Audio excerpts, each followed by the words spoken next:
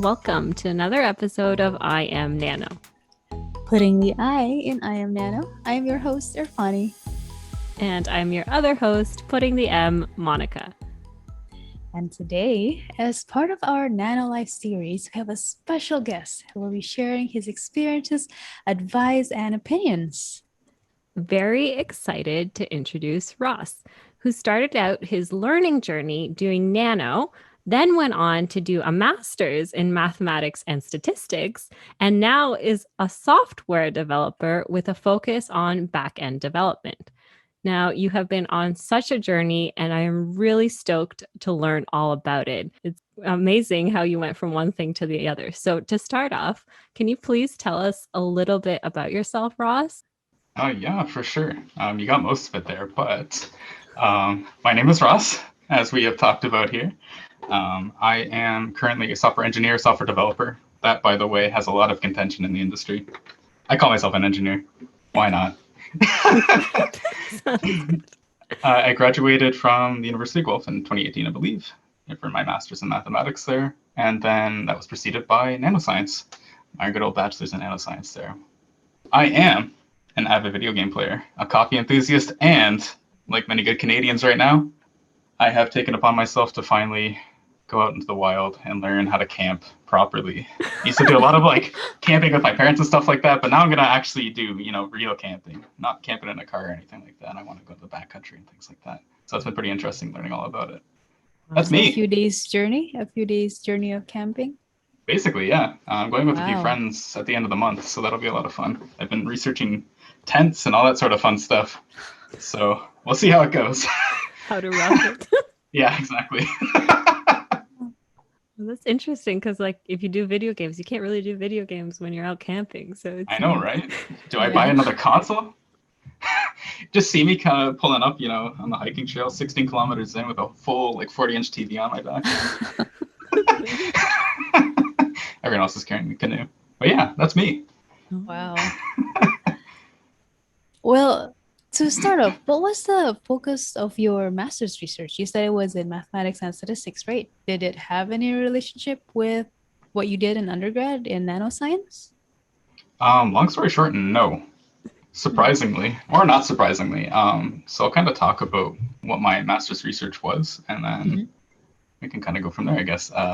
So the title of it was Exploration of a Non-Cooperative Dual Management Fishery Using a Socio-Ecological Model, which is just a bunch of words, to be quite honest with you. It was effectively just not even a 180. It was completely unrelated to nanoscience. So it was a pretty interesting shift. It had a lot to do with mathematical models that kind of take in account kind of socio parameters and ecological parameters and economics and all sorts of fun things like that. The focus of it, though, was on fish, which is kind of fun. And not even like the chemistry of the lake or anything, but it was just quite literally on the fish that were being fished on Lake Huron. And we kind of wanted to model something that explained the interaction of two different managing bodies. And I can say this loosely because there is the Saugeen Ojibwe Nation up there, and this is Bruce Peninsula, by the way, and the Ontario Ministry of Natural Resources and Forestry, if I remember correctly. But those two kind of came together before my master's research and had kind of an agreement to fish this lake equally in some way, shape, or form, whatever was agreed upon. And right before, basically, and this is kind of the reason for my research, is that agreement broke. It broke down, and they couldn't come to an agreement again for how they wanted to fish together on a lake, and we kind of wanted to model how that would look in different circumstances. And that is effectively the focus of it.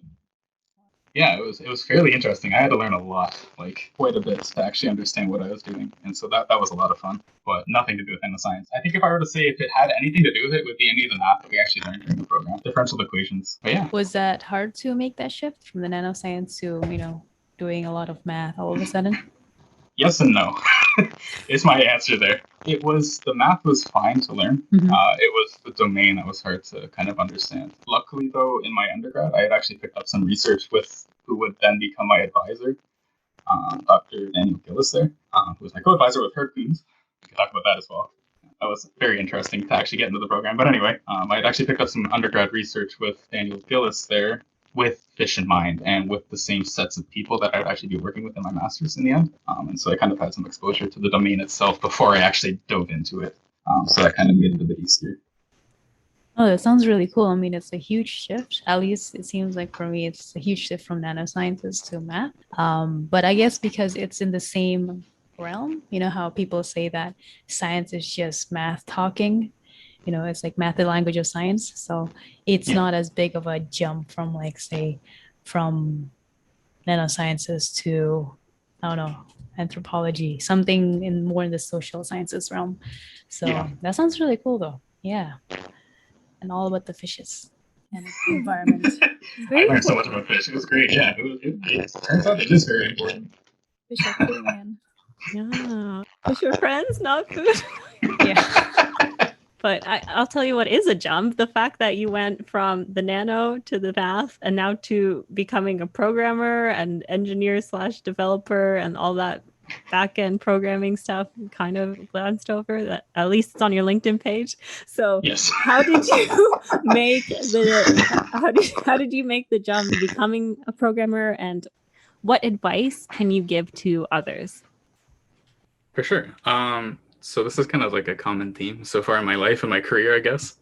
I've made a lot of leaps of faith. With a little bit of confidence in myself, of course. Basically, throughout my master's, I had realized that I actually really enjoyed the programming aspect of it. To come up with and, you know, simulate the model and what have you, I had to do a lot of programming based off of other people's work and then my own as well. And kind of fiddling with that and just understanding the logic and just the work that goes into it was probably the most fun I actually had with the thesis itself, other than probably working with my two advisors. That is kind of what I wanted to keep doing. And I had a lot of programming friends as well, which kind of adds to the bonus here. And I kind of figured, you know, why not just pursue this as a career? Can I set myself up to do this? It took a bit of time.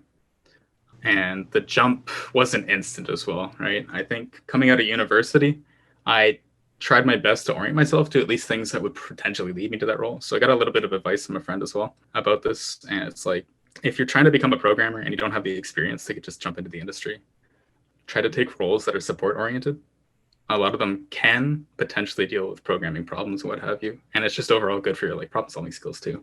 So that's what I did. I took literally they called it a tier 1 support role. I don't know what that means. I still don't know what it means. I don't think it matters. Okay. But I took it at a company here in St. Catharines for a couple of months there. And just brushed up on my communication skills, all of my problem solving skills. And the job itself wasn't too hard either. It's like literally helping out people set up Gmail on their iPhone, for example, like very basic problems and stuff like that. But you'd be surprised how many people call in with that problem. Or, you know, how do I use 2FA and stuff like that? Which actually kind of broadened my perspectives too, in terms of, you know, what do people actually not know how to do still? From there, and like a lot of things, like coming into my master's as well, that was on an off chance. Like I came into that not knowing what I wanted to do. And my friend happened to just approach me one day being like, hey, this advisor that you've been working with, do you want to also do a master's with? And I was like, why not? Right, yeah. Set me up. And then going along that pathway again, kind of rerouting it back to the programming aspect there, I went to work at a company named Method. And I actually happened upon that from a friend at a party who said, hey, my company's hiring, in like a passing comment. And I was like, okay, I'll give you my resume. And, you know, a couple of months later I was hired. Oh, that's cool. Awesome. Yeah. And I guess if that were to be my advice there is, you know, just take chances when you get them. If it's something that you want to do, and you can kind of set yourself up for something that will get you to where you want to be as well. I know it's not easy for everybody to just put themselves into positions like that, but, you know, like that first bigger job there at Method, which ended up being effectively what I'm doing now, just not as programming oriented. If I just hadn't, you know, just why not take the chance doing something a little bit extra there? Friends said they were hiring, why not do it? I had no idea what they did. I just said, take my resume, see what you can do. And that kind of led me to where I am now. It was pretty interesting, to be honest with you. It was really nice that it happened to actually align with kind of my plan as well. If I hadn't have gotten a job like that, I would have still pursued something like a coding boot camp or just learned on my own, because there's a lot of resources out there to do that now. Right. Mm-hmm. I have a question. Yeah. A follow-up question. So would you say that instead of, well, I mean, get some background and some experience by yourself, but then kind of just put yourself out there and then see what happens? Would you say that's for Yeah. anyone who wants to be a programmer who doesn't have as extensive background in it? Is that the path that you would recommend? That is definitely the path I recommend for anyone who doesn't Okay. have like any degree in this sort of stuff. I actually Mhm. worked with a few people now who don't have degrees in computer science or software engineering, Oh, really? Oh, interesting. and a lot of them came from the same thing. It's like, here's a random opportunity, I might as well take it, you know, Right. and just keep going down that line there. You're learning as you work on it. Basically, yeah. Yeah. That's awesome. Yeah. Wow. Really inspiring for sure to like be able to jump into something so different. Because it can be intimidating for a lot of people. Oh, it's very Very intimidating for sure. Yeah. It's scary, but you know, once you get used to it, it ends up not being scary anymore, right? Yeah, that's true. Right. Yeah, for sure. So, I mean, talking about making this jump, right? Would you say there are any personal challenges that you face when you were a nanoscience student that you could translate into, moving on to these different pathways in your careers? That is a great question. For me there, I think a lot of things, maybe it just is bachelor woes anyway, but a lot of my time as a nanoscience student was a lot of fun. But at the same time, I didn't really know what I wanted to do yet. I had no idea where I wanted to be, what I wanted to do. And so trying to find myself was probably one of the biggest challenges I had just in nanoscience in general. At some points, you know, I had quite a bit of lack of motivation. I did okay in some courses, terribly in others. I think a lot of people can probably relate to that. Very relatable. Yeah. I can relate to that too. Yeah. Yeah. I think if, you know, being able to develop like confidence in yourself is a very important aspect, either through, you know, help from friends and family. Like I personally had a lot of help from my family. They kept me going, even when I didn't want to and stuff like that. And it was very helpful for me, you know, like I have to thank my parents a lot for being able to help me push myself through stuff, even when I didn't want to. Like I was actually going to drop out of nanoscience at one point, and I think it was in my third year. Really? What? I went to the office, I signed the papers. I was like, okay, Oh my I just have to goodness. submit this to the office and I'm out. Oh my Um, gosh. It's pretty further along too. Crazy. Third year. Yeah, it was my third year. I don't know. I was just at a bad point in my life, and I just didn't want to do this anymore. I'm here now, but You made if it. I didn't persevere and what have you, I don't know where I'd be now, right? I think though, if I were to pinpoint one like major challenge of the Nano program specifically though, and I think I actually talked about this to some of the professors there as well, because I think they gathered feedback at some point from the students. At some point, I guess. Yeah. I think so. Yeah, I don't remember. I think Nano had a lot of like survey courses, I guess, right? So we did a huge breadth of topics, and for me, I like focusing on things one at a time. And to be able to juggle all of that was a lot of work for me personally. So I took a reduced course load at the end of the day to kind of get through that, and it ended up being very helpful. And then kind of in line with that as well, when it came to just solving problems and the line of thought required for university as well, I didn't really learn how to do that until probably my master's program. Herb Kunze there, Dr. Herb Kunze, sorry. I wish I had had him in my undergrad. He teaches a lot of the differential equations in the advanced calculus. He was on sabbatical at the time we were in our undergrad. Okay. But I had him for my master's courses, and he taught phenomenally. I wish I could put into words how well he taught, but he kind of unlocked like the ability to develop an intuition for something, and that was very important for me as well. And that kind of built up on where I am now as well, just in terms of being able to solve problems and having confidence in doing so, even when I have no idea what I'm doing. Wow. That's really good advice. Ability to have an intuition. Like that's definitely something that we don't talk about, but should be developed for sure. Mhm. Yeah. That's just a testament to how amazing of a professor and teacher he was, you know. I Wow. could not say enough good things about him. He, his courses are phenomenal. If you ever have a chance somehow to take a course with him, I think he has a few YouTube videos actually of the presentations. He does a good job explaining those as well. We'll have to link those in the description. Yeah. That's great. Oh, for sure. And like, thank you for sharing that the times can get tough, but you know, and sometimes I think people feel like, oh, I have to do exactly what my friends are doing. Otherwise I'm not the same. And I can't, I'm an imposter or something. I don't know. That's how sometimes I feel. I don't know if you felt the same way. And it's like, no, I can take a step back because those other people aren't me.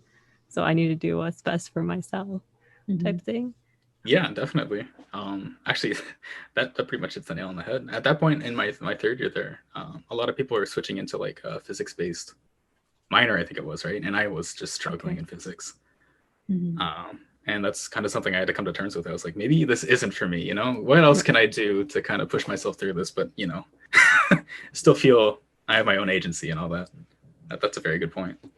Right. Yeah, for sure. I think it was also too, it was tough for me because I was comparing myself to all of you doing physics minors, and then I was the one that chose the chemistry minor in the Right? end. Yeah.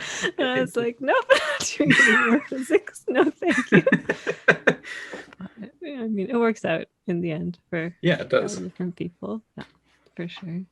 Anything to add to that, Irfani? No, I just resonate with everything that you just said because I felt such an imposter before as well. I had a math minor actually, Oh, and nice. I actually failed them because it didn't click with me. Yeah. I had to drop out of that. So I totally feel you. It's it's very, very relatable. For sure. Yeah, it can get Yeah. tough. I think it's good to talk about this stuff too, because not everyone really talks about, you know, just not doing the thing you set out to do originally, Yeah. right? It's easy to say like, oh yeah, we did this, but then you don't see all the behind the scenes, you know? Yeah, exactly. Yeah. Yeah, like from looking at your resume or CV, Ross, or like choices, I would have never guessed like you would have Yeah, you struggled made with it. something, right? Like that. You made it. So, yeah. Thank you for sharing that for sure. Like I would have been like, oh, this guy is just everything's easy for him, you know? Yeah. Yeah. I guess so that brings the following question. Looking back, would you still have gone to graduate school or your nanoscience undergrad and done anything differently? If I thought about this question before. If I could take all the knowledge that I have now and then go back and then have done it over, if that makes sense, I think I would have changed it. Okay. This is an interesting question to think about, right? Because everything that I did before and now has kind of led me to this point, right? So I've built all this goodness up through having just done graduate school. Short answer, by the way, yes, I would still have done graduate school no matter what I was doing. I think it was a phenomenal experience, and it really prepares you to kind of take on tasks that are larger than you would want to effectively, right? Depending on your advisor as well. I mean, some people have very tailored things, other people have very open-ended problems. Either way, it prepares you for kind of either industry and of course research in a way that many other things can't, right? One thing that I might have done differently though is probably, now that I have figured out that I actually enjoy programming and software development and all that fun stuff, is gone back and done a minor in that and potentially had done a more programming oriented master's is kind of something that I would like to do in the future. Maybe a PhD, you never know. Oh, That'd be fun. Yeah. If I ever get the time to. Sure Find a domain or a topic that, you know, actually applies to something that I enjoy. But yeah.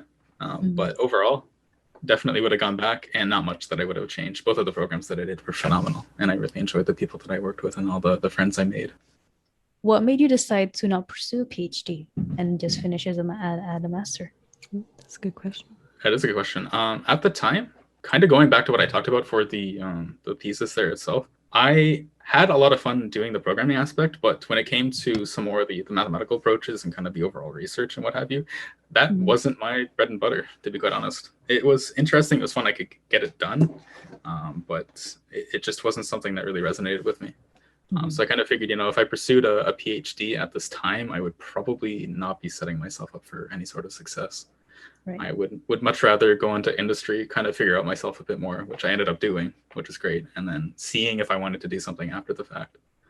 Yeah, for PhD, you're dedicating like 5 to 6 years of your life. You better know what you want to do. Exactly. Yeah. That's And a I was lot like, of investment. It is a big investment, as you both know, right? So I was not ready to put myself through that yet. Yeah. Oh, so I was going to add, I think in one of our previous interviews, so Dr. Bruno mentioned that the age range when you're doing PhD, if you're not that keen on it, well, you know, it's like you might be wasting your time because you don't want to waste the years of being 25 to 30, like high mental plasticity, like high, like learning, like you're the sharpest probably that you'll be, and you'll have time to, you know, yourself actually do what you want. So if you're not keen on doing like a very high end degree, you're just going to end up probably miserable, which is actually what happens to a lot of graduate students, unfortunately. Oh, really? Okay. That's good to know. And yeah, that kind of, that adds up, doesn't it? Yeah. That's really good advice. I had never really thought about it in that way. Yeah. Cool. Anyways, go ahead, you're funny. So what are you working on right now? You said you're a software back-end developer, right? I mean, you mentioned about the Gmail stuff before, but then how about right now? Oh, yeah. If you're allowed to divulge a little bit about what you're working on. Yeah. Our work's very murky about that, so I'll try my best to like go through it without I don't know. There's not much I can actually do. That would be bad anyway. So Okay, good. As I think about that now, I never really thought about that until now. But anyway, what I am working on now, so I'll kind of talk about this industry, by the way, not for people who don't like continuously learning, sadly. That is one facet of it that kind of needed to, if you want to be fed stuff constantly, this is a really good role for you. Okay.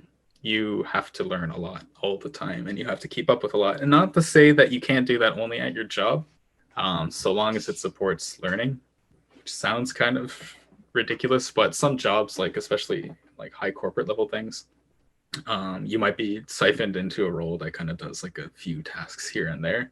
I'm not speaking from experience for that, but is what I've heard from others in the industry there. But at places like startups and, new companies, more modern companies, I guess, not to say that modern and old are any better or worse, but more of the modern companies kind of embrace learning, right? Because at the end of the day, it costs money to have people sit down and learn things, right? While they're also could be working on client work and stuff like that. So to actually answer the question, what I actually do, I work on the product delivery team, which is kind of meaningless unless you know what we deliver. So I'll kind of take a step back, and I'll say that I'm working for Tulip Retail.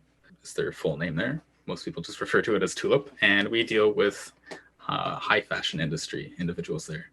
Some of our clients are like Kate Spade, Coach, Chanel, Saks, all those fun people. Wow. And what they're kind of looking to have is an experience, what they were before COVID. I can kind of talk about that as well. This wasn't my project, but we had to pivot a bit as a company. Right. But pre-COVID, a lot of the experience that these high-end fashion retailers wanted was, kind of VIP tailored sort of things for each individual at their stores, and kind of all along the purchasing process there. So Tulip produces applications or a platform that lets associates, so the people working in the store, kind of deal with the customers that they have on hand in a way that's a bit more fashioned to that person than other stores might.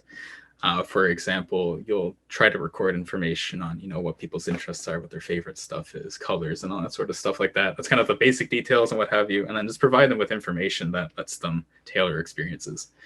Like someone who's working at these stores might reach out to somebody who just recently purchased, maybe a few months later, being like, hey, I kind of found this handbag you might like. Do you want to see a few pictures of this? I can, model it for you and stuff like that as well. If you want to take a look, we can set you up with a purchase here if you want to come into the store.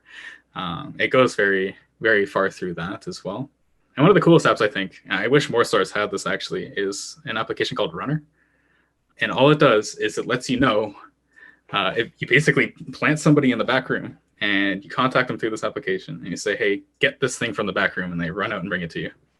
That's it. Your associate who's dealing with the actual customer there doesn't actually have to go to the back room, come back out, be like, oh, this isn't the right size, all that sort of fun stuff. Wow. Impressive. So that's kind of Tulip there. And so my team has to develop things such as we call it like a customer sync or an integration that lets us effectively synchronize information across these different platforms. So right now I'm working on a larger client right now. We're upgrading them, and we need to make sure that we can synchronize customers from our database with their database. We also need to make sure that we can pull down their live inventory to our application as well, which is a lot of fun. But that's what I'm doing at work. And then outside of work, I do a lot of fun random projects. I guess if you were, like I said before, you need to keep up in this industry, not too heavily. Like I said before, you don't need to do this, and not everyone does do this as well. Like there are a lot of people who are successful here who don't actually have to go and do extra side projects. But coming in from a place where I wasn't a programmer, I feel the need, at least right now, to kind of continuously brush up until, I don't know, maybe I'll never feel, adequate enough to say that I've learned enough to just work in my day job there. But I take on projects that kind of tailor myself towards places I want to be in the future. A fun project we did, that's what I can talk about as well. This is kind of in the past, but something that'll lead to the future there as well. We have these things called hack days at our job. A few companies do this. More of the modern companies do this. And a hack day is just a thing where it helps your employees learn how to build something in one day and then also present it in under 3 minutes, I think it typically is. I think that's very important for someone's ability to learn and present, because not everyone gets exposed to that sort of stuff. But anyway, a colleague of mine, we devised something, and it was this spawned out of just necessity to just how people are feeling through the pandemic, what have you, and a day-to-day job, the grind, I guess. We developed something called Pasta Surge. What? Pasta Surge? Yes. This hasn't been fully fleshed out, but there's enough there we can say it's a product at the very least here, right? Okay, great. Well, great name. Thank you. It's a phenomenal name, and I'll kind of talk about how that came to be as well. So this product was aimed at, and I'll caveat here, we as a company, Tulip, developed something that's either a platform or a piece of software as a service, right? That is the definition. You often see the term like SaaS thrown around. That's like software as a service, SaaS for short. That's what that means. Okay. Yes. Good to know. We host stuff and we deliver it to you. We provide something as a service to you, is typically how it is. And SaaS as a service. And I happened upon a tweet from, I think, a Twitter user named Bored Elon Musk, of all people. Not the actual Elon Musk. I wish. That'd be hilarious. But all it said was SaaS as a service. And I thought that would be hilarious. So like being sassy, but as a service. So SaaS as a SaaS. It's amazing, right? So we went about creating something. We asked a bunch of our friends to basically give us the sassiest comments they possibly could for something called a code review process. This is a thing, you just throw it up. It's like GitHub or GitLab. And people have to go through and they read through your code and they give you comments and what have you, and try to give you something constructive at least to change the code if they need to, or they just approve it. And so we thought, wouldn't it be funny if like we had a chatbot or something like that that just sassed you as soon as you submitted it? It says something random like, I wish you had written better, This isn't meant to be mean. This is all tongue in cheek, right? But we had a lot of fun writing this, and the kind of end goal for me there at the very least, we ended up making it, and it was a lot of fun. And one of the things I wanted to try and bake into it, and this is like an aspirational thing for us as well, there was to take in some like machine learning sort of things. This is a domain I've been wanting to explore for so long now, and I just have never had the chance to really do it. So I found this random Python package called TextGen RNN for the recurrent neural network there. And we just fed it in our sassy comments, and we kind of developed something that could either sass you with the real human comments or the robot comments. And the robot was not too good at generating comments, but I still think it was hilarious. And that's kind of where the name came from as well. At one point we were feeding it random text, both my colleague and I there, and for some reason it kept getting stuck on spaghetti. It just kept spitting out things related to spaghetti. And at one point it's like in 1984 something, and it just ended the sentence with pasta surge, and we just broke down laughing for like a good half hour there, how ridiculous this thing was. The best comments that the neural network generated at the time, because we only ran this thing for like 10 minutes, I think the best one in my mind it came up with was, your cat thinks your work is lame.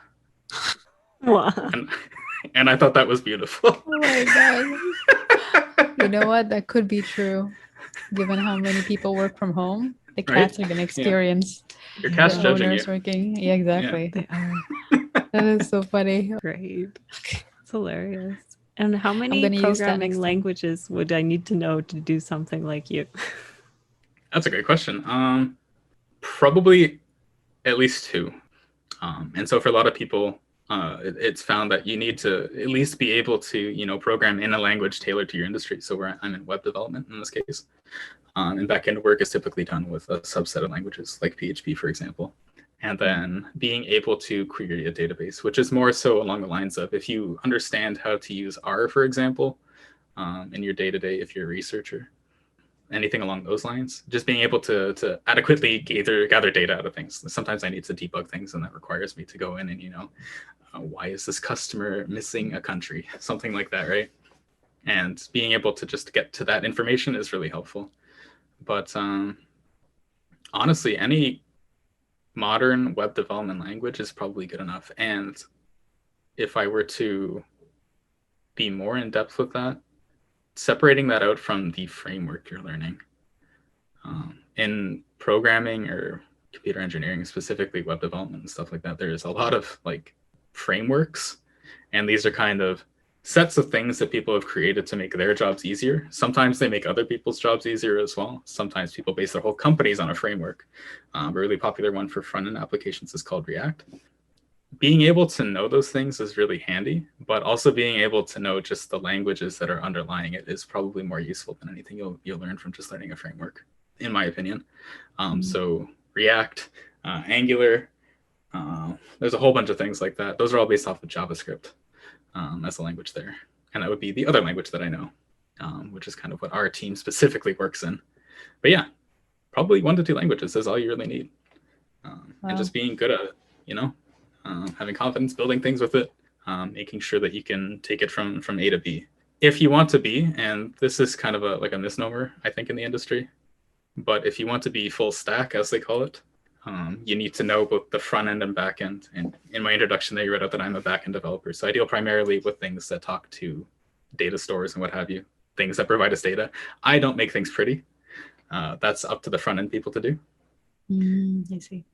You can fill a lot of roles just by knowing one part of the stack, as they call it. And so I went the route of back end. Wow.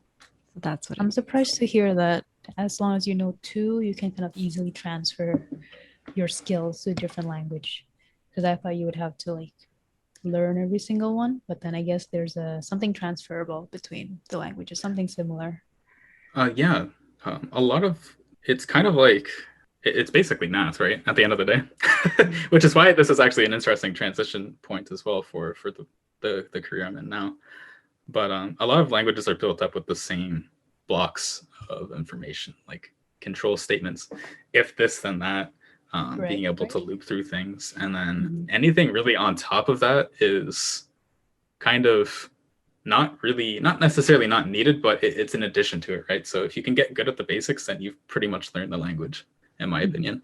And from there, it's just kind of exploring things that are more tailored to the problems you're trying to solve. And sometimes that just requires you to read what the language can do, right? It's hard. What you're doing is very difficult. So, yeah. Sorry, I kind of did gloss that over. It's not easy, once again. But at the same time, once you feel comfortable doing what you're doing, for sure, I think it's very transferable, if that makes more sense. And you're so fast at it. It's like one of those scenes in the movie where you're just like typing and typing. I mean, they're not probably as realistic, the ones that you see in the movie, but like, it seems really cool that you're just typing all these code, speaking in computer language. I will say, it's not even that fast. Like, I'll spend like maybe, like when you're starting out, and this is very interesting to me, right? Because I thought like, how much do you really need to know? How much do you actually put into a day to get something done? And for a lot of people, like when you're first starting out, you're literally writing like one function in a day, maybe at best. Like that's your task. Probably not even in a day if it's a really hard thing to kind of understand. And then you kind of build, going back a bit, intuition as to, where this fits into the bigger picture and all that sort of stuff, right? So like as you progress along in your development career, and once again, I'm still at the beginning of this, but like as I've progressed at the very least there, you kind of get a better understanding of all the building blocks there and the techniques that you need to use to build software. I wish I could be like one of those hacker scenes though. Wouldn't that be phenomenal? You're just sitting at your computer literally for 8 hours straight, just like clacking away on a keyboard. Yeah, like they do in the movies. What are you telling me that's not true? I wish that were true. That'd be awesome. So moving on to our final couple of questions, I guess. What advice do you have for current and prospective graduate students? It's a big question. It is, and it's an interesting one. Find an advisor if you haven't found one. That's a tough one. I think, like for me, it came to me, it fell on my lap, so I got really lucky with mine. And my friend happened to know my then would-be advisor and was really good friends with him as well at the time, put in a good word for me to kind of land me where I was. From what I've read from a lot of people there as well, you need to, kind of as far as I understand, you need to find a topic that interests you. You need to find an advisor that you'll actually want to work with, right? And if you can put in the time to find somebody that will hopefully teach you in the way that you want to be taught, that'll benefit you the most as well, because there are different learning styles. And, and then I have a really concrete one. This one helped me so much as a grad student, and that was making sure that you set up your thesis, like literally the actual program that you're using to write the thesis, well before you even start writing. Good advice, actually. Like the template and everything. The template and all that fun stuff. This is due to my advisor there as well. He's like, Ross, you have to do this or your life will be just terrible when it comes to editing and stuff like that. So he's like, I ended up using like a latex compiler in this case, or LaTeX, depending on how you want to pronounce it there. He set me up with a reference database. I think I used JabRef, if I'm remembering correctly. Just a way to store articles. Like you find this article online, I don't care if you read it or not, just throw it in here so you can reference it if you do, right? And then he set me up with a set of like packages or whatever for LaTeX there so that I could reference my references from that database wherever I wanted. It would like auto increment in my bibliography, and it would never cause me issues when it came to moving paragraphs around if I needed to. Mm-hmm. That was really good advice because I had so much editing to do. And if I hadn't done that, I don't even know if I would have completed my master's. That's good advice from me, actually. I'm writing my thesis right now, so do it up. Set up that thesis. Oh yeah.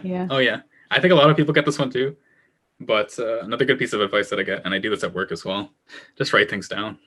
Like, write it down. You're reading it at the time. Write down what you know. We're taught this a lot in science, I think, but I feel like people disregard it sometimes.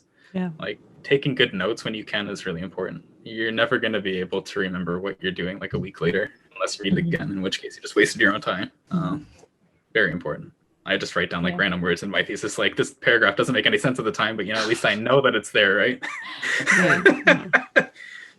It's a place from where you can work from, Yeah, exactly. Yeah. That's very important advice, actually. That's very key. Yeah. I'm going to implement them while I'm writing my thesis. I'm a bit stressed out about thesis writing right now, but it will definitely help me. Will you ever not be stressed out about it, right? I guess so. That's the question. That's the actual question. Yeah. Oh, I feel your pain. Oh my goodness. Oh man. Well, so since we are talking about nanoscience in our daily, well, not daily, but bi-weekly podcast, let's link it to your current work with nanotechnology, your current work and nanotechnology. Where do you see the future of nanotech in the context of back-end software developing, which is a very strange question now that I'm saying it, but yeah, what do you think? It's a very interesting question. I don't know that it would fit directly into my role, which is interesting, right? Because it's so different. And just in terms of like how many levels away from this part of the scientific domain have we gotten that it wouldn't even be involved. But I think it's mostly the hardware, right? A lot of the time, at least I think so, at the very least. If we were to group, for example, quantum computing into nanoscience as well there, I think that kind of falls into the domain as well. I don't know that we'll get to a point in my life where we see everyday people kind of programming quantum computers. That would be very awesome. That'd be pretty sweet. Probably impossibly hard to comprehend, but it'd be very sweet to kind of figure that one out. But in terms of like involving programmers in a domain where nanoscience is involved, I think there's a lot to probably explore there. I think actually someone we also went to university did something along those lines, actually. This doesn't necessarily make it like background research, or background end programming, but they effectively tailored their thesis so that they developed I'm going to say machine learning model for lack of any better understanding here, to determine the best possible surface material to use for whatever application they had. So they just fed it a bunch of chemical formulae, as I understood, and it kind of spit out things that they would experiment with to develop their surface materials there. I think that's a good use of programming. I think a lot of things in terms of science, what have you, is always going to kind of fall back onto statistics and just machine learning, I guess, in this case. That's kind of a throwaway term. There's so many things that fall under that domain, but just the future of stats, really, I think is where those things are going to blend together. holy, I guess, if we will. Mhm. Stats are underrated is the only They're for comment. sure underrated, Like I yeah. hated stats, and then now that you're actually like in the workforce, it's like, wow, you really need these statistics for Oh, actually. yeah. Right. It comes up Yeah. everywhere. It drives everything. It does. It does. I think that is all the questions that we have. Thank you so much for answering them. Of I'm course. learning a lot. Yeah. Yeah, thank you for letting us learn so much from you. Really, like we covered a lot today, and it was all very Oh, good yeah, a advice. lot. And it is very inspiring to see how someone can grow from their undergrad and do what you have done. So, you're a really great role model, if I may say, and thank you for coming on the show. Okay, so we'll link more information on Ross in the description, so anyone listening can feel free to contact him for more questions and advice on his journey, which is incredible. Being able to move from nanosciences to math and then programming, that's not easy, but here you are. You're doing everything, and it's amazing. And it makes me believe that I can do it too sometime. I believe in you. Thank you. That's good. All right, guys. That is all the Nano for today. Take care. And stay curious.